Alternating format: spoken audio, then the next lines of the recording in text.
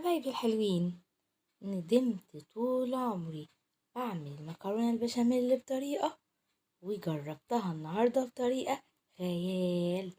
يلا نسمي الله ونصلي على الحبيب قلبك يطيب.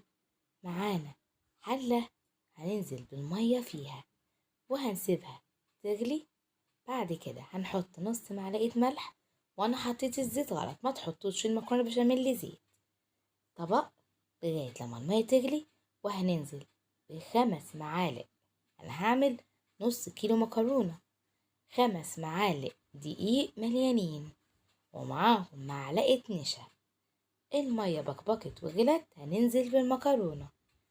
طاسة على النار، هننزل ببصلاية ورشة الملح عليها وشوية زيت، وننزل باللحمة المفرومة هنعصجها. كل واحد وله طريقة في التعصيج. ملح وفلفل و7 بهارات ورشة الجنزبيل والقرفة تشيل أي زفارة. معانا الخلاط بتاعنا، هنحط كوباية لبن، كوباية من مية سليق المكرونة، هننزل بالنشا والدقيق، ونظبط شوية ملح كده وشوية فلفل كتار عشان ما يسودوش البشاميل. مرق الدجاج، ومعانا ال7 بهارات، ونضرب في الخلاط. المكرونة الصفت، هننزل بالحلة من غير أي مواد دهنية. هننزل بكوباية اللبن كمان عليها، وعليها كمان كوباية سليق مكرونة، يعني 2 كوبايتين مليانين لبن و2 كوبايتين سليق المكرونة، وحبة جبنة موتزاريلا بقى تدي بطة لذيذة. كل ده على النار، ونظبط الملح بتاعنا، وإيدنا تقليبة في تقليبة. عايزة الصوص كريمي مش تقيل.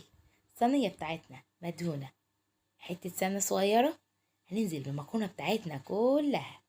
تمام. هنقلب بقى اللحمة المفرومة مع المكرونة، حلوة قوي. وكمان كل واحد هياكل من اللحمة المفرومة، حتى لو انتي جايبة ربع كيلو مفرومة هتقضي كل البيت.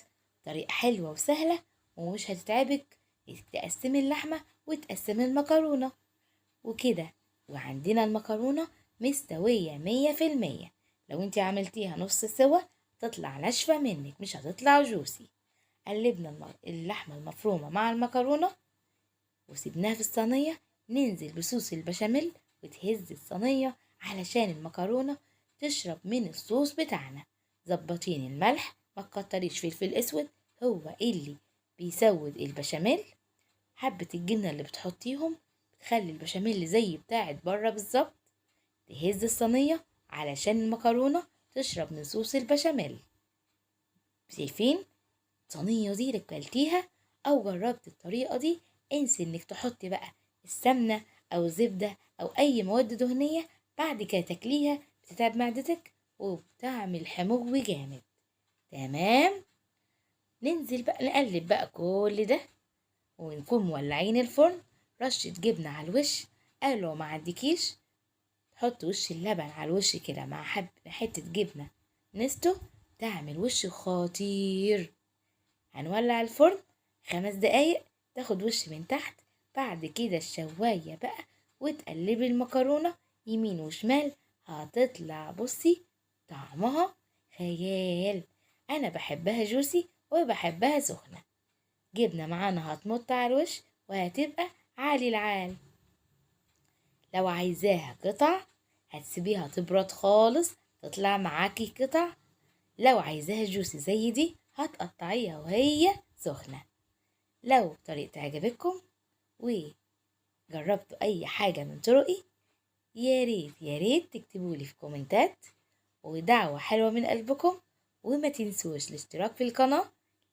يومك احلى مع سو، مع تفعيل الجرس علشان ينزلك كل فيديوهاتي. دعوة حلوة من قلبكم، ودمتم في رعاية الله وفضله. مع السلامة.